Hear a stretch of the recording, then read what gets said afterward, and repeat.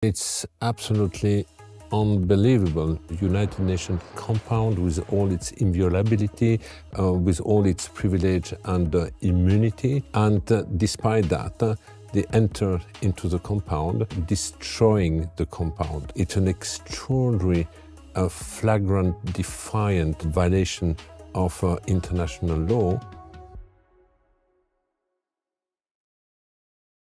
Joining us today on Centre Stage is Philippe Lazzarini, Commissioner General of the UN Relief and Works Agency for Palestine Refugees. Since October 2023, UNRWA has faced attacks by Israel's government, funding cuts from the US, and legal cases questioning the organization's neutrality. During that time, Israeli forces have killed more than 380 UNRWA staff in Gaza.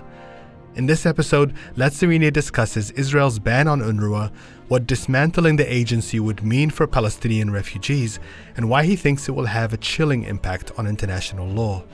Philippe Lazzarini, welcome to Centre Stage. Thank you for having me. A year ago, you issued a warning that the banning of UNRWA by Israel is going to be catastrophic for the Palestinian people, specifically in Gaza. Where are we today? So the ban is still in place.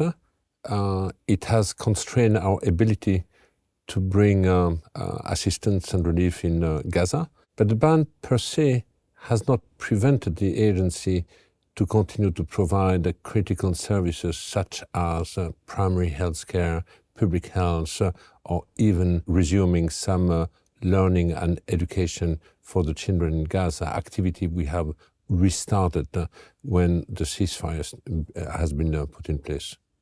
And correct me if I'm wrong, there's about 12,000 staff, UNRWA staff, that are still operating in Gaza. We still have 12,000 staff operating in Gaza. Before the war, there were more than 13,000, but as you know, 380 of our staff have been killed, and few hundred also had to leave Gaza and went to Egypt in 2024. The ones that are still operating, what kind of conditions are they operating under? Do they have any kind of protection?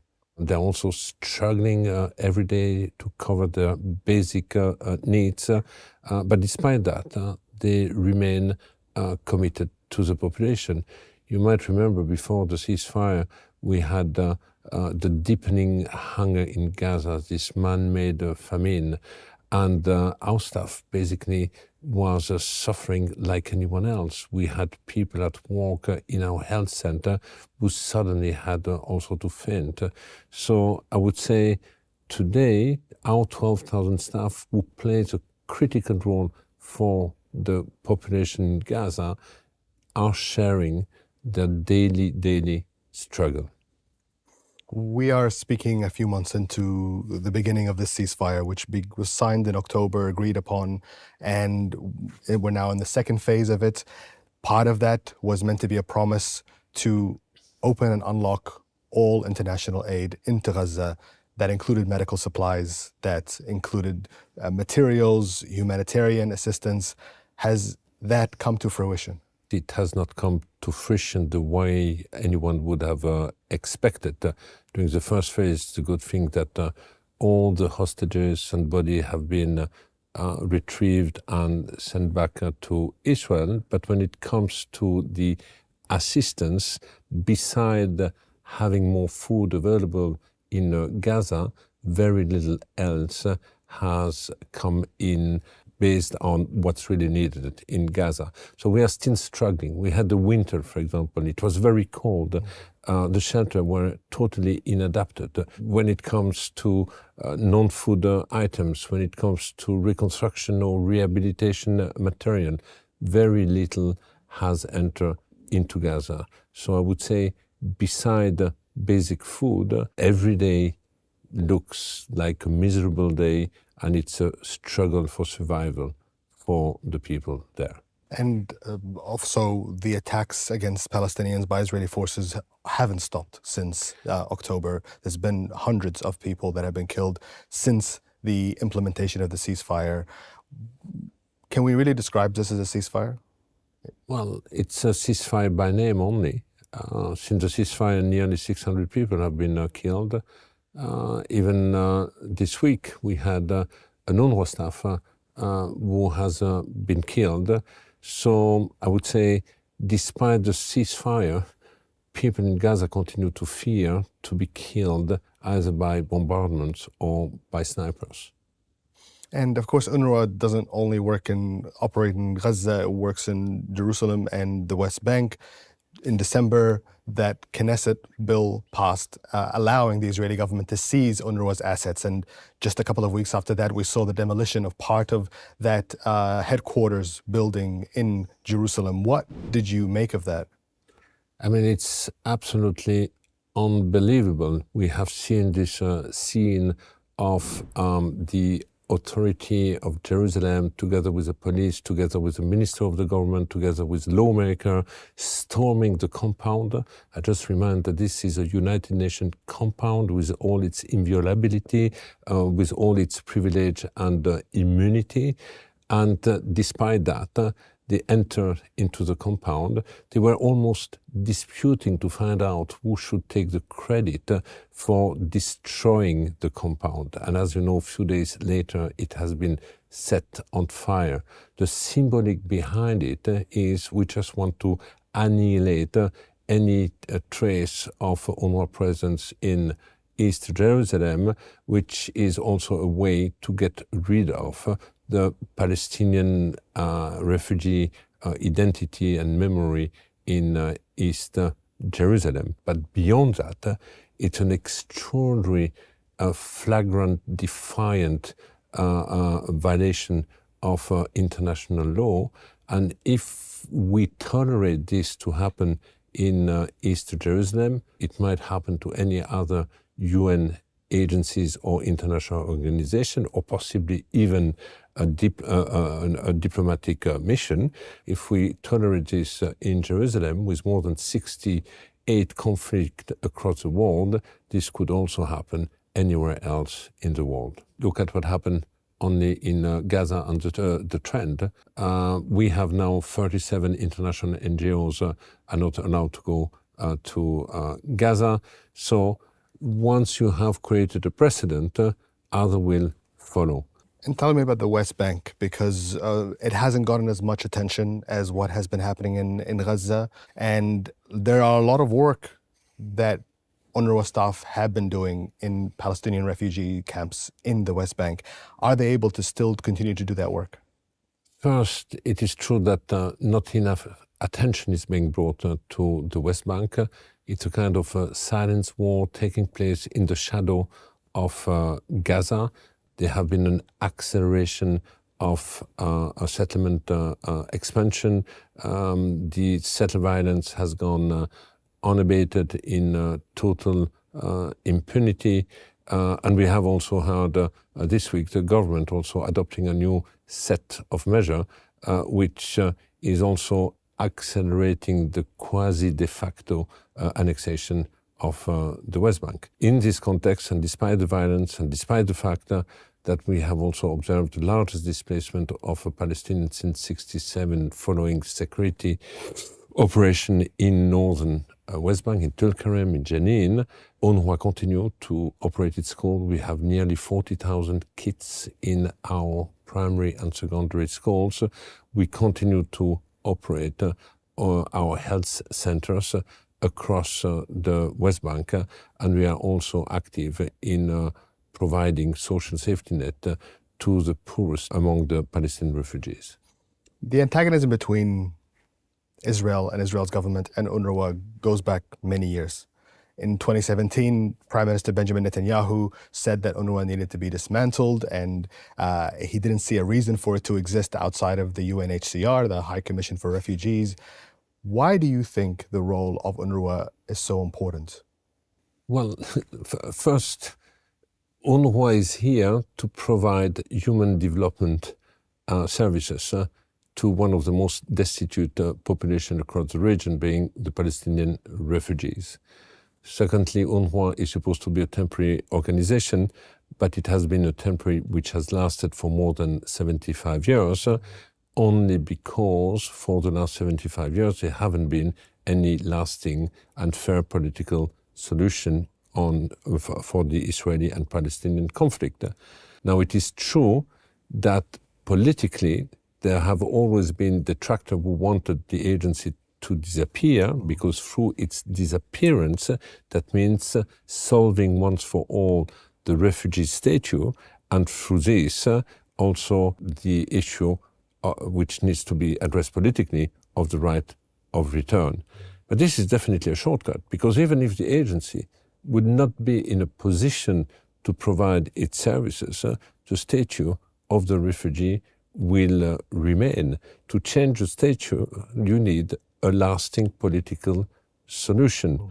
Over the last 2 years, you and your organization have had to defend themselves against accusations, repeated accusations by the Israeli government that UNRWA is collaborating with Hamas in Gaza, that it is not a neutral organization, that some of its schools are providing propaganda material to the children that are seeking education there. How do you fight back against those accusations? Do you feel like your argument against them has been heard?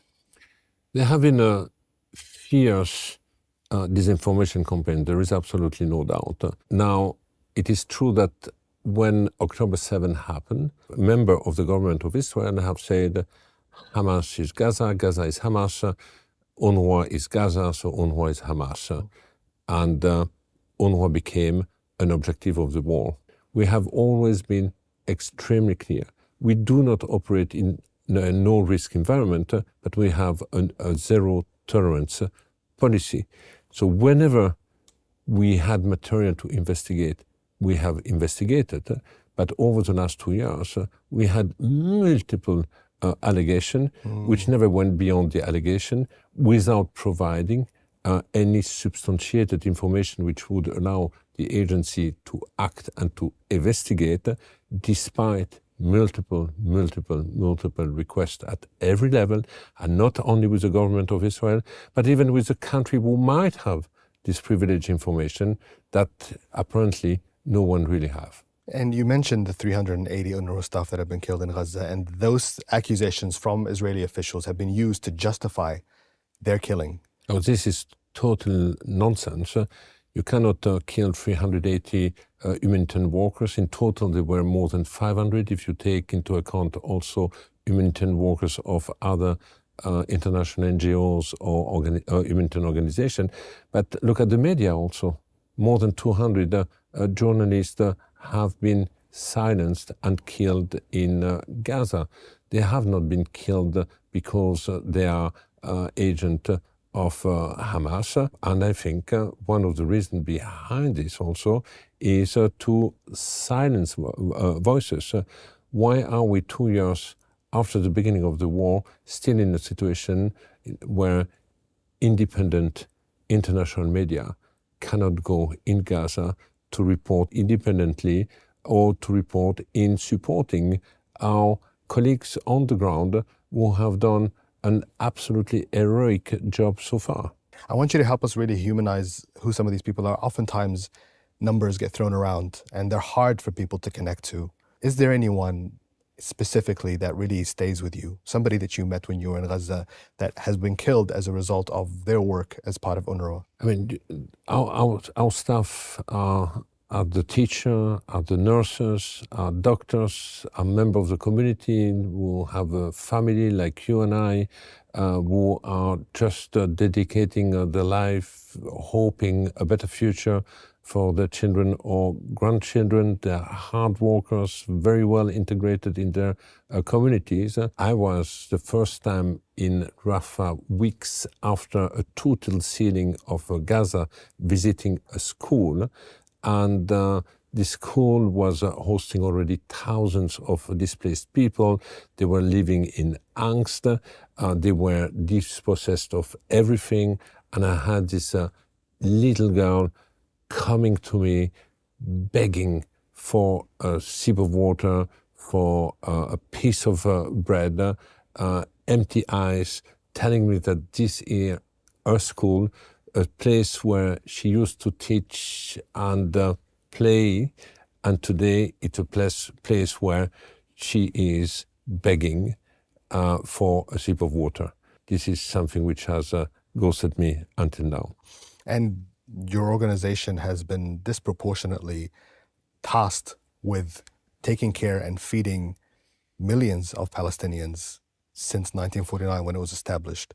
And when you face the kinds of challenges that you're facing today, the kinds of existential challenges to your organization, how do you carry that weight? What do you tell yourself when you put on your suit to kind of go out and try and fight for this organization's existence? Well, I realize that the people in Gaza do not have the platform to voice their voices. And as a Commissioner General having access to all this platform, I will continue to do this on their behalf. And this gives me the determination and the motivation, because their story needs to be told. I know how critical the agency has been in the life of the Palestinian in Gaza, in the occupied Palestinian territory and across the region. And my message is really to say, don't give into all this effort to dismantle the agency. We have to focus on the people and the right to human development, the right to access to education and primary health. Education is the only asset which has never ever been taken away from the Palestinian. A house has been taken away, land has been taken away, but education has been their pride and the key for a better future. So keep the space for UNRWA to continue to operate until the day we have a proper alternative. And the proper alternative is nothing else than proper functioning, empowered Palestinian institution. And that's where our focus should be today. We need to be genuinely committed to address this conflict.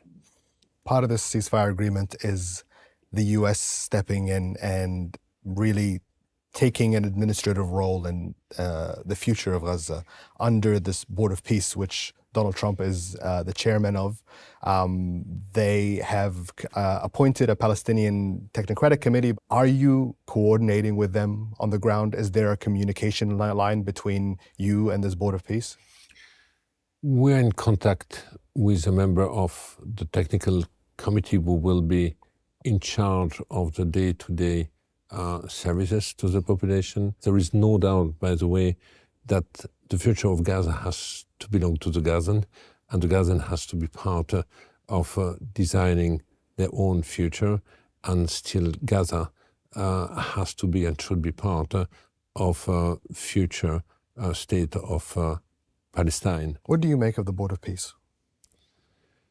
When the resolution has been adopted in November, I do believe it was a dark day for the multilateralism, because somehow we were confronted with a situation where the Security Council handed over its prerogative to a board, to an entity which at that time was not defined. So that's a precedent, and we have seen that with this precedent, it has triggered ambition which might go beyond the resolution 2803. Now I really hope that this will remain focused on Gaza, and that ultimately the Board of Peace promotes a lasting but also fair solution. Today we have no idea which direction it will take. We have heard the most dystopian possible vision. I would say that this looks more of a future for the Palestinian refugee, for the Palestinian in general in Gaza, than the one of the Riviera. Do you feel that the role that the United Nations has played in the Palestine-Israel conflict has been sidelined as a result of the Trump administration's attacks on UNRWA, its cutting of funding, it's the implementation of the Board of Peace? Does the UN still play the role that it used to play? You know, I keep saying never deal with Gaza in isolation, never deal with UNRWA in isolation. What we will tolerate with UNRWA or tolerate with Gaza will set a precedent. And the precedent for the time being is to make international law more and more irrelevant. It's almost violated in defiance openly. No one try to hide it anymore. So yes, I believe that there is a lot of danger. There is absolutely no doubt that the UN is under pressure now, not just the UNRWA, but the United Nations as a system. It is true that the system needs to reform, but it cannot reform. You will not reform the system by just creating a parallel mechanism. And there is a temptation, there is a danger, but fortunately we are not yet there, and I do believe we can still prevent it. Because obviously these organizations rely on funding from the international community. The United States has withdrawn more than $300 million worth of financing for UNRWA, which makes up almost a third of its total financing. Can UNRWA survive without it? You know, in the broader scheme, $300 million is not a lot. When you think that the agency provides primary, secondary education and public health to millions of Palestinian refugees across the region. So I do believe that this region, together with the traditional donor in Europe, can cover the cost of the agency. My main message to anyone I meet today is don't throw the agency under the bus in the absence of a proper alternative. And the alternative is not a private solution, it's not an NGO. The alternative is a commitment to genuinely functioning Palestinian institution. Back in 2024, many leaders around the world seemed to step back, reassess their relationship to UNRWA, reassess their funding to UNRWA. Are you worried that that might happen again? In 2024, that was at the time there were the allegation that UNRWA staff might have participated to the horrible massacre of October 23. And it is true that once the information broke, within 48 hours, we had about 16 countries having taken the decision to freeze the contribution to the agency. Most of the donors at the time, or leaders, took this temporary decision because of domestic consideration, because the issue was so polarizing. As you know, the agency reacted very swiftly. Not only an investigation on each of the cases has been opened, but at the same time we have also commissioned the former Minister of Foreign Affairs of France, Catherine Colonna, to review, in fact, all the system of the organization to find out if yes or not they have been flown. All these measures have allowed leaders to come back. And today there is only one country which hasn't come back, the United States. It's a major one. We have a second country which has phased out, also frozen its contribution, which has been Sweden, an important one.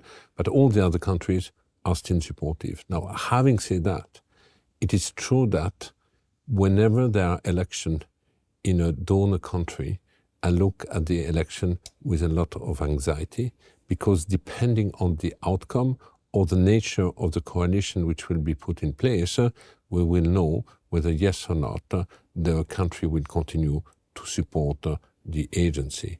We have even seen that UNRWA and support to UNRWA has been part of some domestic electoral campaign.